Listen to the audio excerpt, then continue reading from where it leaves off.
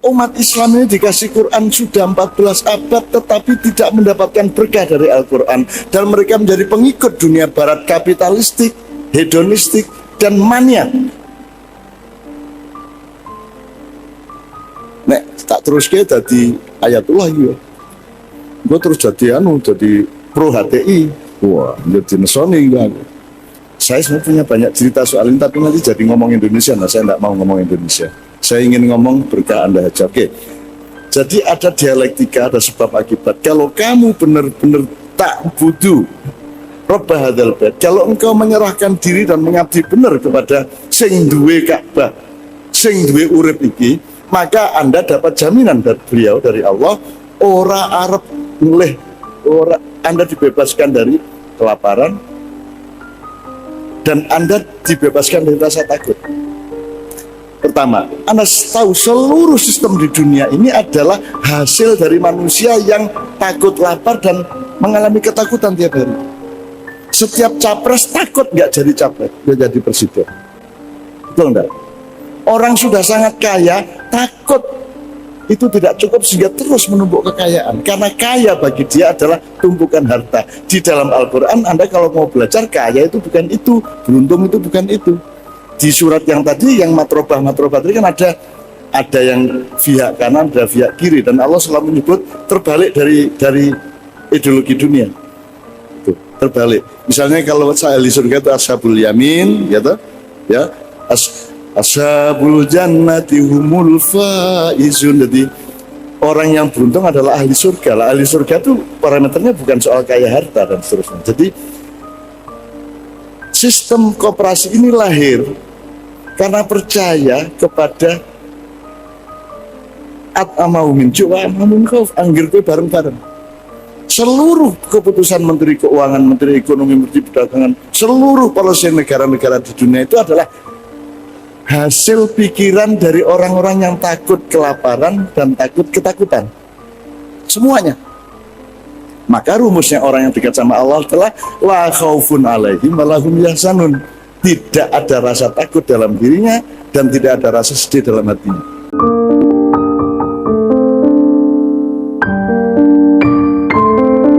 Kita betul-betul butuh mufassir wa mutadabbir.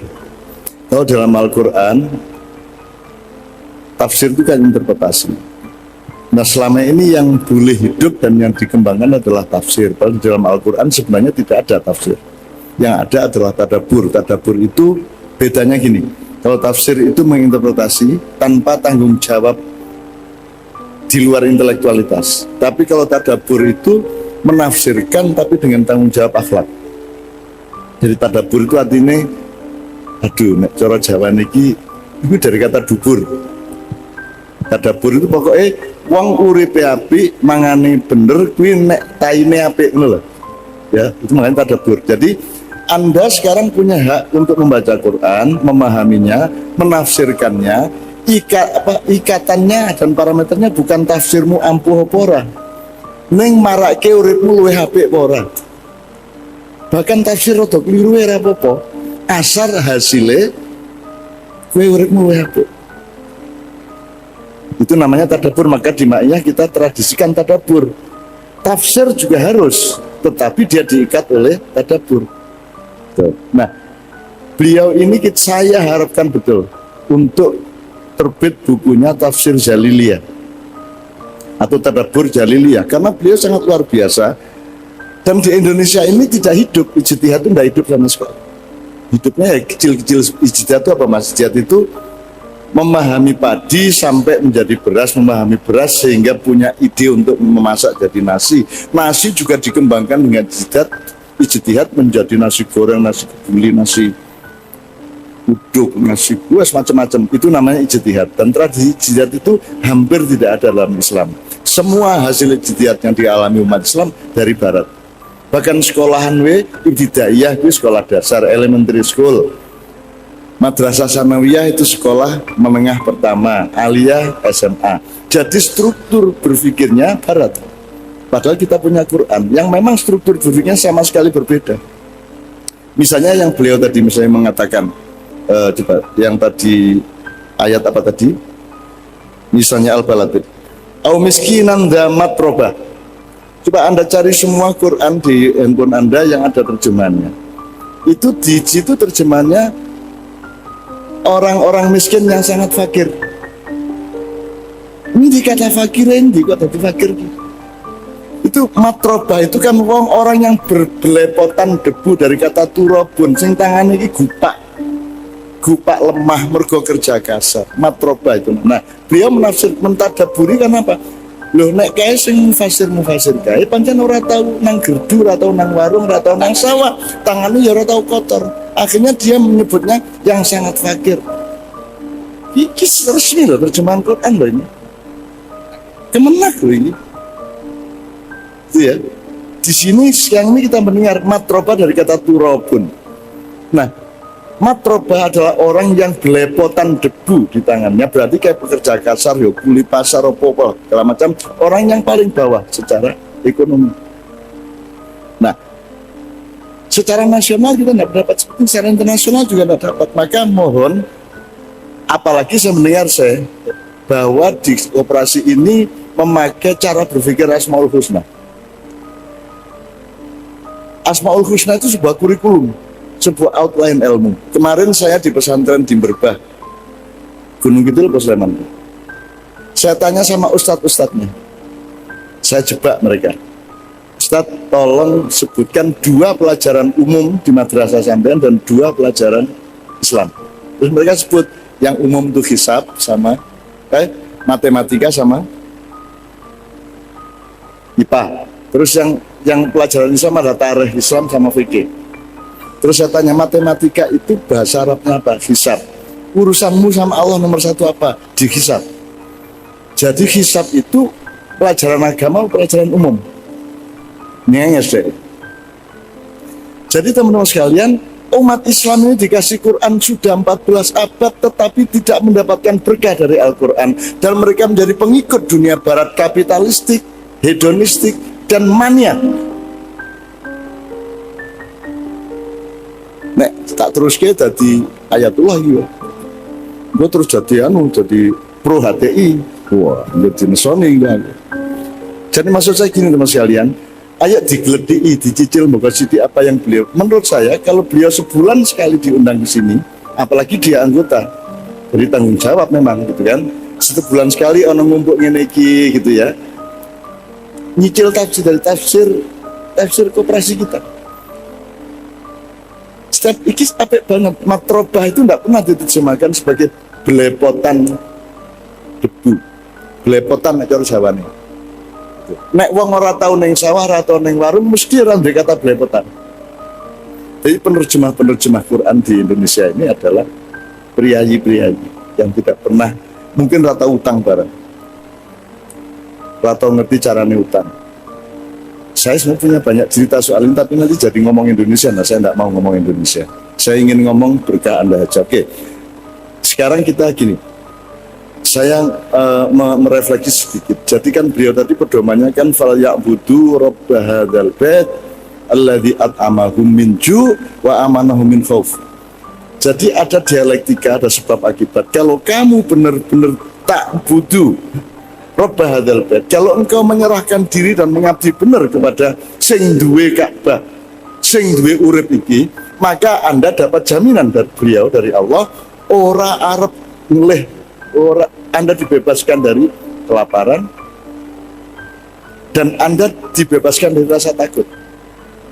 Pertama, Anda tahu seluruh sistem di dunia ini adalah hasil dari manusia yang takut lapar dan mengalami ketakutan tiap hari.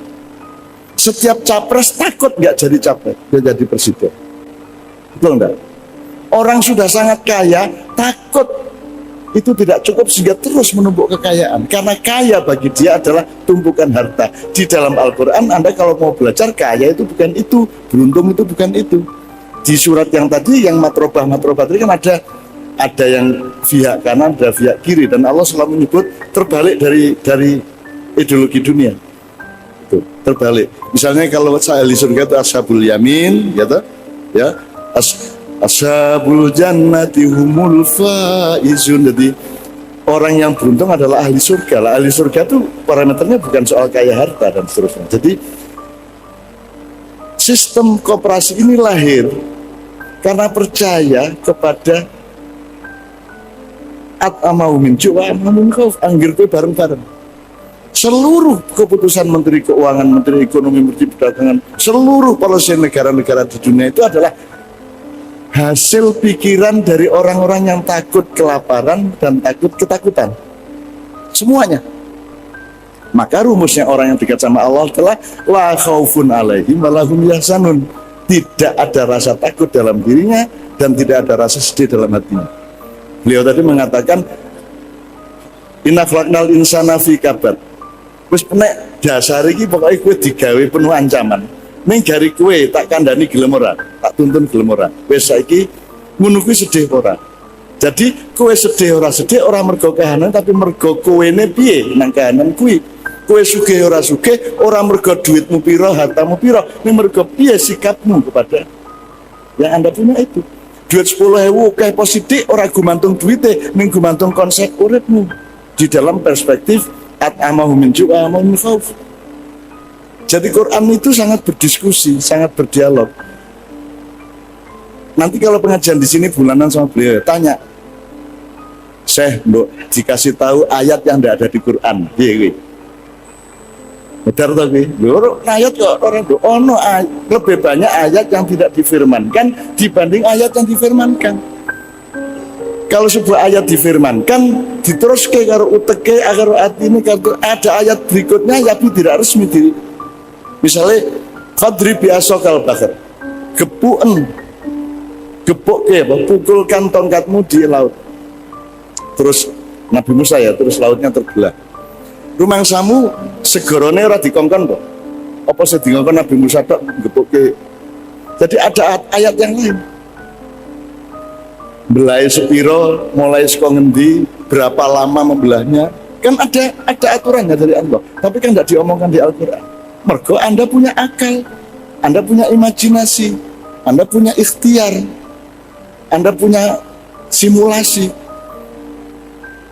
Faltandur nafsum ma qaddamat lighad. Jadi Anda jangan hanya melihat hari ini harus diputuskan berdasarkan besok bagaimana dan seterusnya. Nah, jangan-jangan Islam kepenak tenan dan Anda sudah berada di ruang Islam yang juga sudah sangat enak. Nah, nanti beliau akan ning aku dine ngene, engko kowe burung kiamat terus mlebu swarga kan ya cilaka ta engko. Wah, wis mlebu swarga kabeh kaya ngene iki ya, gitu loh ya. Oke, teman sekalian, ada sangat banyak yang bisa kita refleksi dari beliau. Tepuk tangan untuk saya. Halo. Seluruh policy dan cara berpikir pemerintahan seluruh dunia adalah hasil dari orang yang layak buduna robba hadzal bait. Mereka yang tidak mengabdi kepada pemilik Ka'bah sehingga mereka tidak terjamin dari lapar dan tidak terjamin dari rasa takut. Anda sudah menciptakan satu sistem di mana Anda tidak akan lapar, tidak akan takut, gitu loh. Atau ya takut isi ono variasi nih. Nek karo Gusti Allah ya wedya, karo bojo nesu ya wedya, nek ora wedi karo bojo nesu ya susah juga gitu loh. Ya kudu wedi nek kuwi. Jadi kita tetap takut, cuma takut yang dimaksud Allah adalah takut terhadap nasibmu di dunia, takut orang mangan, takut kepada kekuasaan dan seterusnya. Alhamdulillah saya bebas dari itu semua karena aku ngomong sak karep-karepku ke zaman dia. Naruh di apa-apa ke ya apa-apa ke aku duwe kok kan gitu. Saya hidup karena Allah dan saya akan mati karena Allah.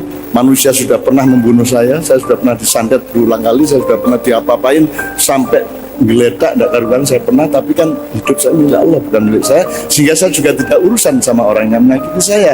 Urusan saya adalah sama Allah dan urusan orang yang membunuh saya adalah sama Allah, tidak sama saya. Aku tetap cinta kepada kalian, aku tetap I love you full seperti Mbak Surip almarhum itu ya. Oke.